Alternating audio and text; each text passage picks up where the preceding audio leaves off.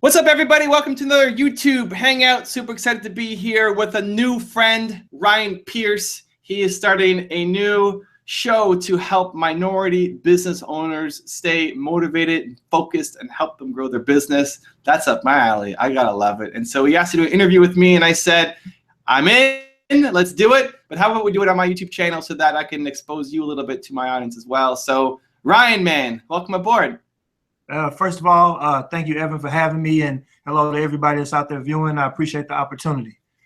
Great. So I know you got some questions to ask, and you got your formula, but before that, just quick introduction for the people watching, who you are, what you're doing, what you're trying to accomplish, where they can find you, and then take it away, man. Over to you. Okay, so my name is Ryan Pierce, and I'm based out of St. Louis, Missouri, which is kind of in the Ferguson area that people are familiar with in the past couple of years. But I've been working in sports and entertainment for the last couple of years. I've managed the Jordan and Nike brand for the East Bay division of Foot Locker, and work with a host of other brands through Foot Locker and East Bay. And for the last couple of years, I've been doing brand management and marketing for some professional athletes. So my background is kind of in the marketing and public relations and influencer marketing space.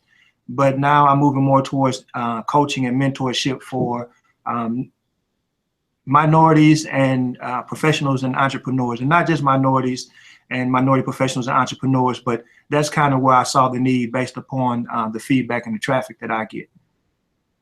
All right, I love it. And today we're talking about staying motivated. So over to you, man, however you want to run the show.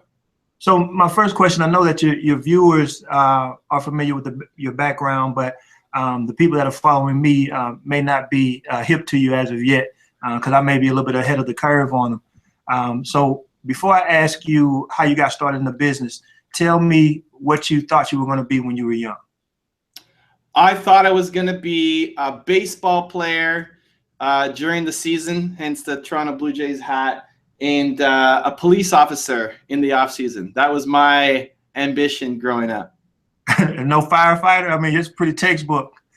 Baseball player, police officer, no firefighter in there? No, you know, I'm from Toronto. We had the Blue Jays 92, 93. We're winning the World Series. It was a baseball town, and that was what I was living. I wanted to be in baseball, but there's an off season, so in the off season I was gonna be a police officer. That was my dream growing up. So I know that you were working with a VC firm, helping to raise some money for some entrepreneurs, and I've read a little bit about how you transitioned to what you're doing now. But can you tell a little bit more specifically about how you came into what you're doing now and some of the steps you took? Yeah, I'll give you like the headlines, and then if you want to go deeper on anything, just let me know. I never thought I was going to be an entrepreneur. Growing up, I had a lot of entrepreneur tendencies, but I thought I wanted to be a banker. My high school yearbook, where you're going to be in 10 years. I said VP at a bank. It's what I thought I wanted to be. You know, mostly because I didn't have any entrepreneurship in my environment. My parents were entrepreneurs. My family were entrepreneurs. I wasn't exposed to content. In university, I joined two entrepreneurs in their business. I became an owner, and we sucked. You know, I was making $300 a month, not able to survive. You know, some of the worst days of my life. Long story short, managed to turn it around. A couple years later, we got acquired, sold the business, turned down the banking jobs that I thought I always wanted to do this thing. It was the scariest decision of my life. After I sold my business, went into venture capital, was raising $500,000 to $15 million for companies that wanted to grow. And then in that process, started to love to help entrepreneurs. I wanted people not to face the same struggles that I went through in building my business, and built my website, built a YouTube channel.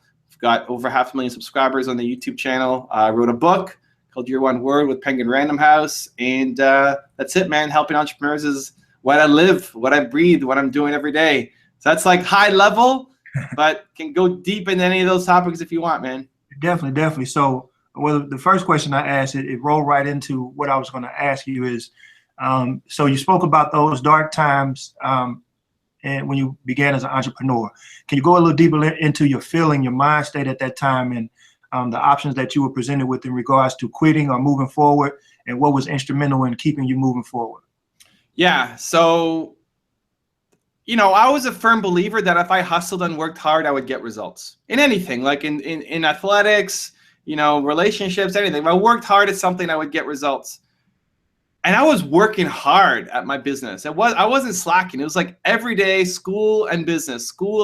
Like, you know, no girlfriend, no extracurricular activities. It's just like school and business. That's it. That was every day.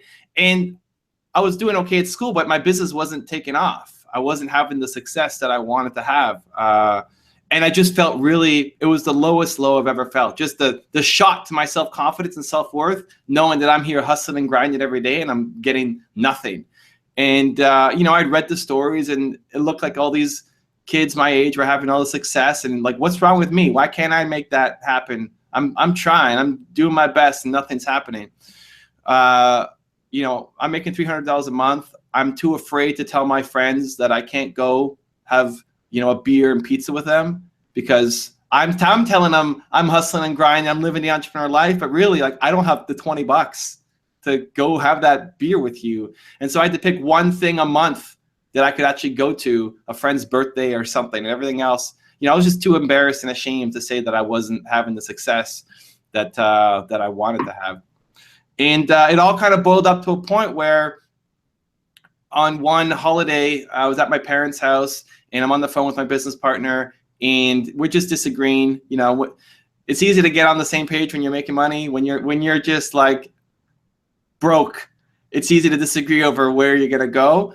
And I told him I quit. I told him, like, I feel so bad about myself and I'm not getting any kind of results. I got to go do something where I can add value. And I told him I quit, and then I just like cried my face off. My mom comes up and puts her hand on my shoulder and just, I don't even remember what she says anymore. It was just, I was lost. And, you know, I woke up the next day and I said, I can't quit. Like, I can't believe these words are coming out of my mouth. I can't quit. I gotta find a way to make this happen. And that was a big turning point for me, because I realized, you know what? The way I've been doing it isn't working. I got to find a different way to stand. And I realized I'm not the first guy to try to sell software before.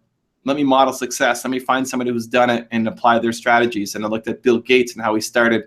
And that was the path of me starting to save my business. And I went to my business partner's office, you know, which was his condo. I worked from his dining room table. And to his credit, he just, you know, he looked me in the eyes. He just let me back in. He could have given me a hard time and said, hey, you quit on me, man. You know, you're a quitter. Don't come back here. And he just, you know, he understood the pressures and just let me back in.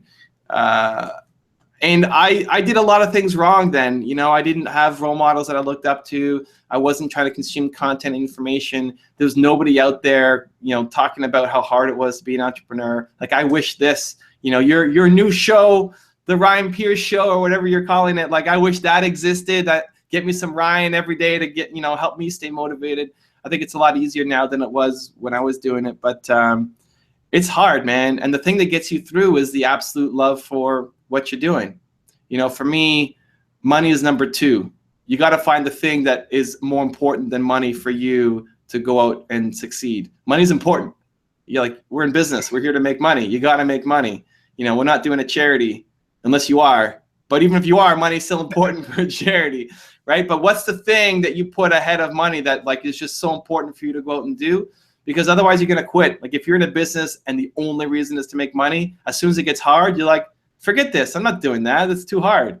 And so you got to be passionate and crazy about something and to put in the work to have the success. Yeah, and I think that's powerful. That's what I wanted to get at is, you know, to really dig deep into, you know, to put you back in that place in your mind to where you are, because that's where a lot of people are. You know, we've all been there, and I'm not far removed from it. So in regards to some of the mistakes that you made, you mentioned not getting more information or having mentors, but in regards to specific mistakes you made in the business, not so technical to the industry you were in, but, you know, marketing mistakes or not having the proper help. Can you speak to some of those? Yeah. So one of my first mistakes was, I think all of my mistakes have been me limiting myself. So I think the first one was, I thought I was too young. You know, I'm 19. I'm in my first business. I'm selling to people who are, you know, sometimes 3 times my age. We're selling scientific software. Science was my worst subject growing up. So, you know, I wasn't, these guys are PhDs in science. And I I dropped it in high school as soon as I could. And so I thought, these guys are not going to take me seriously. And so I hid behind email, right? Like no phone calls, no in-person visits, you know, only email. That's it. So I can look more professional. And then, you know, one client kind of needed to talk. It's like, okay, let's try this. And at the end of the day, they only cared about, could I help them with the result? You know, they didn't care so much about, you know, my knowledge about what they were doing or scientific background. They just cared, can my product help them solve a problem? And that just kind of blew my mind.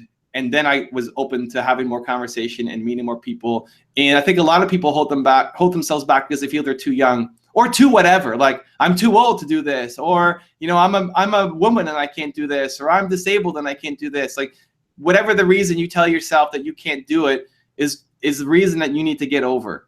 Like, if you look yourself in the mirror and say, hey, ask yourself, why am I not more successful? You're going to blame something. And that blame you need to get rid of and just focus on, listen, these things don't matter. All that matters is, can I provide value to my audience? And so that was a huge one for me, realizing that I'm not too young. Like, I can do this. All they care about is, can I help them? I think modeling success was another big one. I thought that I had to come up with every idea myself. You know, I took pride in coming up with all the creative ideas. But, you know, when they're not working, you got to change something up. So realizing that, listen, whatever problem you're facing right now has already been solved. Somebody has already figured it out. And so understanding how they did it and applying it to your business can help. So I looked at Bill Gates. You know, how did he go from 0 to 1? That's what I wanted to know. How did he make his first million? That's what I wanted to do. And those stories exist, and you can learn from that success and apply it to yourself. You know, whatever you're trying to aspire to be, you're like, look at who's done it. And then I don't care how Kanye makes an extra million now, but like 0 to 1, how did he get started? How did he get discovered, right? Like, if I want to be the next Kanye, then I got to learn from how he got his start. And so those two things are super important. The limiting beliefs of feeling like I'm too young, I can't do this, and then trying to come up with every idea myself instead of realizing somebody's already figured this out. I just need to copy that strategy and make it work for me. Okay. And so inside of that, you spoke about coming from behind the email, coming from behind the desk, and actually having a face-to-face meeting with your client. So me and the guys that I do business with here, we actually were discussing that this morning, and, you know, personalizing our service, our value more. And so I want to go a little bit into, do you feel that making your business more personal, the human interaction aspect of it grew your business? And in the content that you're providing through the videos from mentors that have done it already, do you feel that your audience is connecting with, you know, having a direct connection to this individual, even though it's through a video, to see exactly what their ups and downs, mistakes, and triumphs were? Yeah, so when I first started my website, I put it off my name, evancarmichael.com, because it was only about where I was speaking. When I sold my company, I was 22, young success story, that kind of thing. I was asked to do a bunch of speaking. And so the website was just, where am I going to be speaking next? And as it evolved into telling stories of famous entrepreneurs, I thought I did the wrong thing. I thought I made a mistake of putting off my name. I thought, like, I wish I called myself smallbusinessstrategies.com or something like that, you know, SEO, get those keywords in there. But then coming back, I later realized it was one of the best decisions I ever made, because when you can humanize your brand and make it, not just make it about you, like you know everything, but when they can relate to your story, then it makes a huge difference. At the start, I started with my website before doing the YouTube channel. I always hid behind the famous faces. So it's like Steve Jobs and Richard Branson and Oprah Winfrey and, you know, whoever it was. I'm like, well, why do they care about me? Like, yeah, I had some success. I sold a software company, but it's like nowhere near that level, right? It's not John Johnson. It's like me, right? And then more and more people started asking, who's Evan Carmichael? What's your story? What do you have to offer? And reluctantly, I started sharing a little bit more because people were asking about it. But it wasn't like, look at me, I have all the answers. And I think a lot of people are afraid to share their story because they don't want to come across as an egomaniac. But understand that your story adds context and adds value. So you don't have to come across and say you have all the answers, but I'm curious I want to know why you started this business. Like, that's your competitive advantage as an entrepreneur, sharing your story and your passion. If I feel that, then I'm much more likely to buy from you. And so on my YouTube channel, the #1 most requested top 10 is on me. People want to know what my top 10 rules for success are. And I haven't actually put it together. My team and some of my fans made one together, because I still feel like, I mean, I can add a lot of value, but compared to a Steve Jobs or some of these other people, like, go listen to those guys. But my story adds context. And so I think it's up to entrepreneurs to realize that if you can share why you're passionate about something and let that come through, if that's a video, if that's at the bare minimum, you know, a picture and a story on your website, then if people can connect to that passion, they're much more likely to like you, to want to buy from you, to work with you, because they feel like you're going to care more. Why do I buy from a small company, an entrepreneur, versus buying from a big corporation? The big corporation might have a cheaper price. They might have more reputation and history and warranties and all that. They're going to still be in business in 5 years. I'm going to buy from you because I feel like you're going to care more. And if you just look like a big company, then I'm never going to pick you. I want to see you, your story, your passion, your drive, why this is important to you. And that's going to make me want to buy from you. That personal connection with you is going to make me want to buy from you. Okay. And I mean, that leads perfectly into my next question, which is, you know, what I'm doing here now is through my trials and tribulations of business, my own career, and also kind of mentoring people on a personal level, with helping them out through things I've gone through. I'm moving into more mentorship and coaching, not just for business, but, you know, to keep people that are professionally minded, motivated, you know, people that may not have the experience corporately, but have their own business, or may need a little bit of help in shaping their brand, their personal brand story, which I feel is important. So if you had to place a value from 1 to 10 on quality mentorship, what would you place on it and why? Mentorship is at the top, man. Mentorship is 10. And I would expand the scope of what mentorship means, because I learned a lot from the people behind me on the wall, who my parents are in the middle, but everybody else I haven't met before. And I think there's 2 kinds of mentors. There's the people who you can meet and ask questions, whether that's like face-to-face over coffee, like you're dealing with a local St. Louis entrepreneur who wants some advice and they get, you know, half an hour with Ryan, that could make, you know, the world of difference to them. Or whether it's this kind of thing where people are watching online and they can ask you a question and you answer it, and that like 5 minutes of gold changes their life. And also the aspirational mentors, people who you may never meet. Like Steve Jobs is dead. I'm never going to meet him. You know, it's not going to happen. But I can still learn a lot from him through his stories, through his videos, through, you know, his biographies. And so I think what holds a lot of people back is their environment. I think if you look at the people around you, your friends, your family, the resources you consume, like what are you reading? What are you consuming on your phone? What are you watching on TV? Your environment keeps you where you are. If you want to break free, you know, if you want to have more success than your parents did and than your friends are having, then you need to change your environment, right? It could be getting new friends. It could be listening to Ryan every day. Like, you got to surround yourself with more successful people. And if you can't go and meet them in person because you don't have successful friends, then like I consider these guys to be my mentors, my friends. I learn from them. They push me to get better. And so you need to start changing your environment to support that bigger dream, that bigger version of yourself.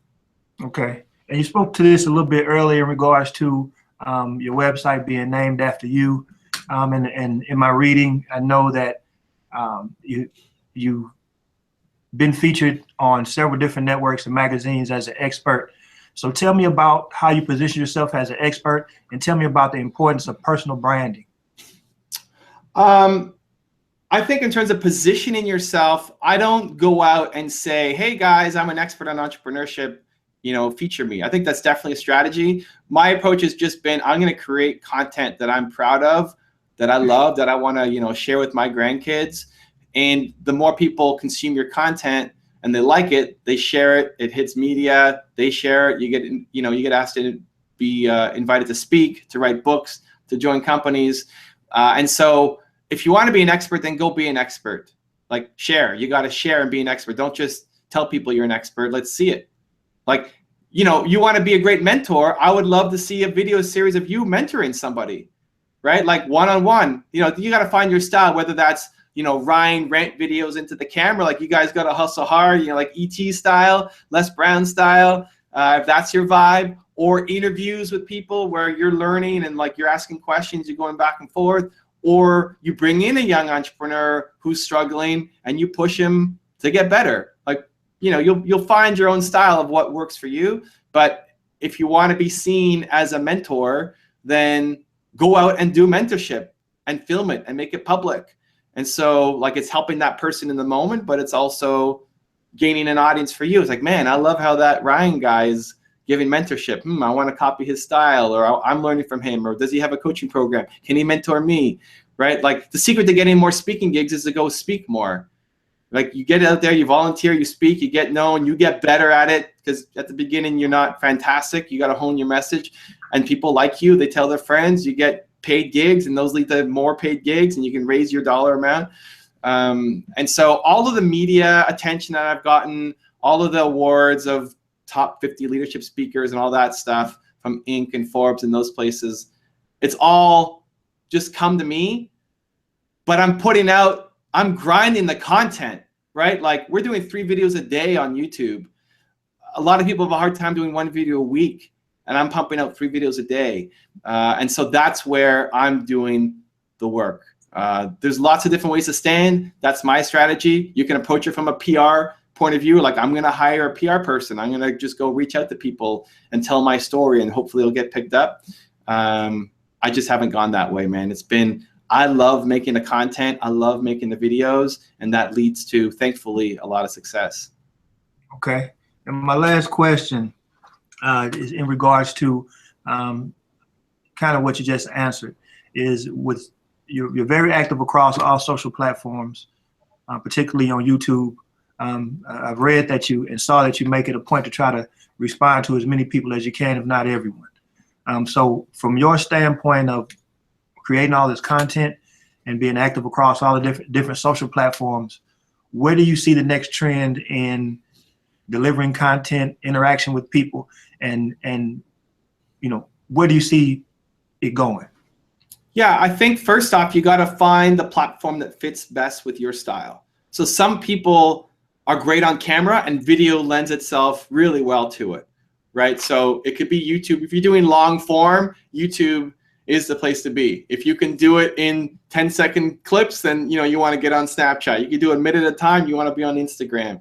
And so figuring out what you're great at. If you're not great at video and you don't want to get great at video, then don't worry about YouTube. Go and focus on starting a podcast, or get your blog going, or be active on LinkedIn. So it's combining, like, one, where your audience is. If you want to target professionals, you go on LinkedIn. You want to target teenagers, you're going to Snapchat. So where is your audience? Combined with what are you naturally good at, and where do you want to get better at? Merge those 2 things together, and that's the platform for you. And so, like, I think you would do really well on YouTube. You know, we were talking about this just before we started. You got a good personality, you ask great questions, you're naturally curious, you got a little bit of you got your vibe going on, you know, you got the motivational thing happening, you got a great background. You know, I think you could do really, really well in both this kind, like where you're asking questions and meeting people, and just, I could see you just tearing up a rant video, man. I could see you getting upset. It's, you know, something that entrepreneurs all do, and just like Ryan turns up and, you know, he's walking in the parking lot freaking out about something, right? Like I could see that happening. I mean, we're new friends, so I don't know you that well, but like I could see you just turning up on something and that video exploding. So, you know, video could be something you could really excel at, and it could be a combination of these longer form on YouTube, and then you snap it up, something shorter, like a series of rants and Instagram. So I think both, like, one, paying attention to where your audience is and where they're going, and then what's the right execution for you? Because if you are going to, like, YouTube isn't for everybody. YouTube fits really well for me and what I'm trying to accomplish, but I'm also not attached to YouTube. Like, if something, you know, as much that I have into YouTube, I started in social media. My first one was LinkedIn, and I was one of the top connected people on LinkedIn. And then I realized, you know what, I'm not actually getting a lot of value from LinkedIn. Like, great, I have however many thousands and thousands of connections, but it's not leading to results for me. I moved to Facebook, and I got a little bit of results there, but it still wasn't quite right. I moved to Twitter, and I'm still active on Twitter. And then I moved to YouTube, and YouTube has been my home, and I love it. And at the start, I was responding to every comment, and now I have people on my team, and we respond. Like, if people leave like if somebody calls you up at your store, you say hello and you respond. If somebody leaves a voicemail, you call them back. If somebody sends you an email, you write back. If somebody leaves a comment on your YouTube video, why are you not responding? To me, it's just basic business. But I don't know. A lot of people don't see it that way for whatever reason. So I was responding to every comment at the start, and then as we built, we get a couple hundred comments a day on the YouTube channel. So I have a team who responds to most of them and then filters the ones that are for me. Just like when you grow a business. At the beginning, you're doing everything. You're answering the phone because there aren't that many phone calls coming in. But if your phone is ringing off the hook, you got to hire somebody to answer the phone because you're doing CEO stuff. But it doesn't mean like nobody answers the phone now. Let's not pay attention to the people who are calling in trying to ask for help. So that's what we do with the YouTube comments. And for now, YouTube is my thing. But if something better comes along, and people are dumping YouTube and going to something else, and it fits with what I'm good at, then I'm going to be there instead. But I hope it doesn't happen because I built up a lot of equity in YouTube and I don't want to start over. But like, I will. If that's what it takes, I will. Yeah. So, I mean, I said that was my last question, but I'm going to give you one more, just an easy question. What's next for Believe Nation? And the other thing is you should start a Evan for Dancing with the Stars hashtag. Nice. And try to get your salsa thing going on. Yeah, well, it's true. I'm a salsa dancer. I own a dance studio as well. I invested in and took it over last year. It's a lot of fun. I don't know about Dancing with the Stars. That's a lot of work. It's a lot of commitment. I don't know if I'm ready for that, but I appreciate the support. I'll hit you up if I do it. I'll hit you up. What's next? So listen, I think for me, I've always been really stubborn about what the big goal is, what the why is. Like, I want to help 1 billion entrepreneurs. So that's my big thing. That's what I'm stubborn on. Like, everything that I do is geared towards that big goal of having a massive impact. It's not so much about how do I hit 1 billion. It's more like I want to have a big impact. I want what I do to matter and to reach a lot of people. So it means a YouTube channel, big distribution. It means doing a book with not self-publishing, but doing it with Penguin Random House to get big distribution, right? Everything I do is with the aim towards big distribution. The how, I'm open, right? So I don't know what I'm going to be doing in the next 5 years, what my day-to-day is going to be. It's still going to be helping entrepreneurs, the big vision. But if you asked me a year ago, I wouldn't have thought I would write a book. If you asked me like 5 years ago, I never would have thought it'd be YouTube as my main thing.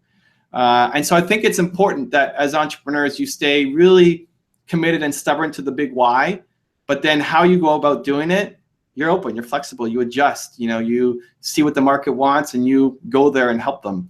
So I know what I'm doing for the next couple months. Right now, I'm in like book promotion mode. I'm building my YouTube channel out. I want to make some more investments in the companies, but like what I'm going to look like in 5 years, I have no idea, man. Just kicking ass and helping entrepreneurs. That's it. That's the fun part. Well, those are all the questions that I have, Evan.